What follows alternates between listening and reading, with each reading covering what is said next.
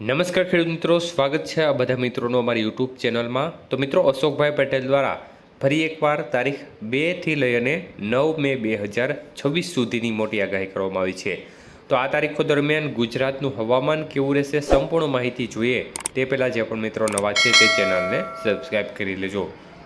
તો અશોકભાઈ પટેલ જણાવે છે કે ગુજરાત રાજ્યના મોટા ભાગના વિસ્તારોમાં મહત્તમ તાપમાન નોર્મલથી 1 ડિગ્રી નીચેથી લઈ અને આશરે 2 ડિગ્રી સુધી વધુ જોવા મળી રહ્યું છે, જેમાં ગઈકાલે રાજકોટમાં 42.7 ડિગ્રી, ડીસામાં 40.8, અમરેલીમાં 41.9 જે નોર્મલ નજીક, અમદાવાદમાં 43.3 જે નોર્મલથી વધુ જોવા મળ્યું હતું 1.7 ડિગ્રી।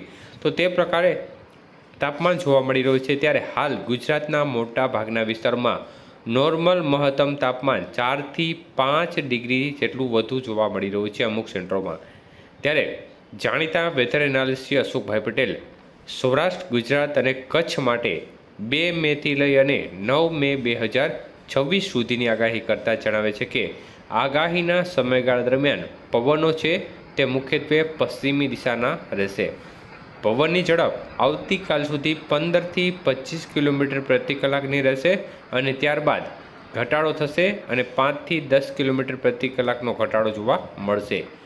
મોટા ભાગના દિવસોમાં આકાશ છે તે મુખ્યત્વે ખુલ્લું રહેવાની શક્યતાઓ છે અને ગુજરાત રાજ્યના હોટ સેન્ટરોમાં મોટા ભાગના દિવસોમાં મહત્તમ તાપમાન 41 થી 43 ડિગ્રીની રેન્જમાં રહેશે।